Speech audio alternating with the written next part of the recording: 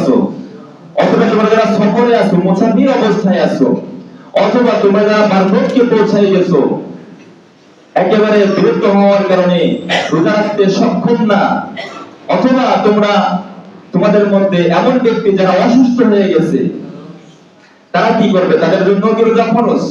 আল্লাহ তাআলা বলতেছেন না, আয়াতের মধ্যে বলতেছেন আইয়ামাম মাদুদাত ফামান কানা মিনকুম মারিদান আও আলা সাফারিন ফাইদাতুম মিন আইয়ামিন উখর ফামান কানা মিনকুম মারিদান, অথবা তোমাদের মধ্যে কেউ যদি অসুস্থ হয়, আও আলা সাফার, অথবা কেউ যদি মুসাফির অবস্থায় থাকে, সফরে থাকে, কেউ যদি জার্নি করে, ফাইদাতুম মিন আইয়ামিন উখর, এই সমস্ত ব্যক্তি যারা আছে তাদের জন্য রোজা ফরজ না, তাদের জন্য রোজাটা মাফ আছে।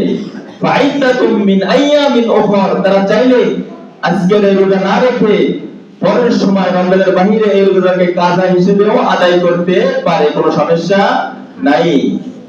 আল্লাহ তাআলা বলতেছেন ফামান কানা মিনকুম মারিদান, মারিদ শব্দের অর্থ হচ্ছে অসুস্থ, আও আলা সাফার, অথবা কেউ যদি সফরে থাকে, অর্থাৎ এইখান থেকে কেউ সফর করে জার্নি করে আপনার ঢাকায় যাচ্ছে, অথবা বিদেশে সফর করতেছে, অথবা ভ্রমণ করতেছে, এমন অবস্থায় রমজানুল মুবারক মাসের রোজা এই ব্যক্তির জন্য ফরজ না।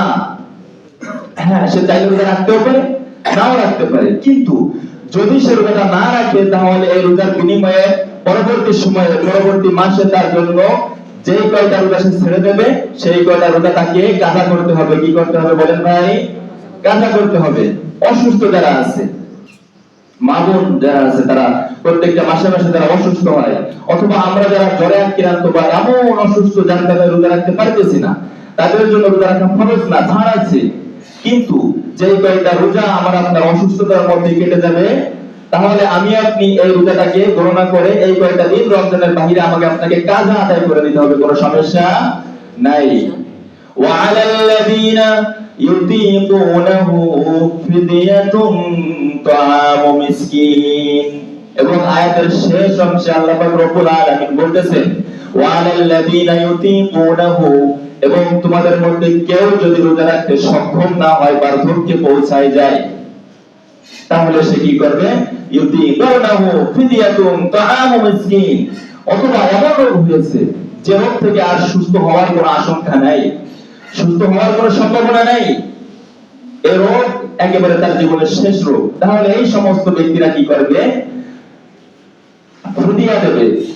ওয়া আলাল্লাযীনা ইউতীকুনাহু ফিদিয়াতুন তাআমু মিসকিন, ফিদিয়া কাকে বলা হয়? ফিদিয়া বলা হয় নামাজ রোজার পরিবর্তে একটা পরিমাণ যেটা আমাকে আপনাকে আল্লাহ পাক রব্বুল আলামিনের রাস্তায় দান করতে হয়, এটাকে বলা হয় ফিদিয়া। তো নামাজ রোজার পরিবর্তে কোন নামাজ, কোন রোজা?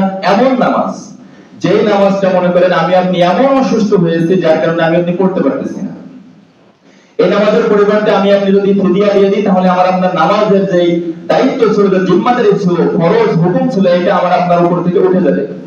এবং এমন রোগ হয়েছে অথবা এতই বিরুদ্ধ হয়ে গেছে যে আমার আপনার জন্য রোজা রাখা সম্ভব না, তাহলে আমি আপনি ফিদিয়া দেব। তো ফিদিয়ার পরিমাণ কেমন?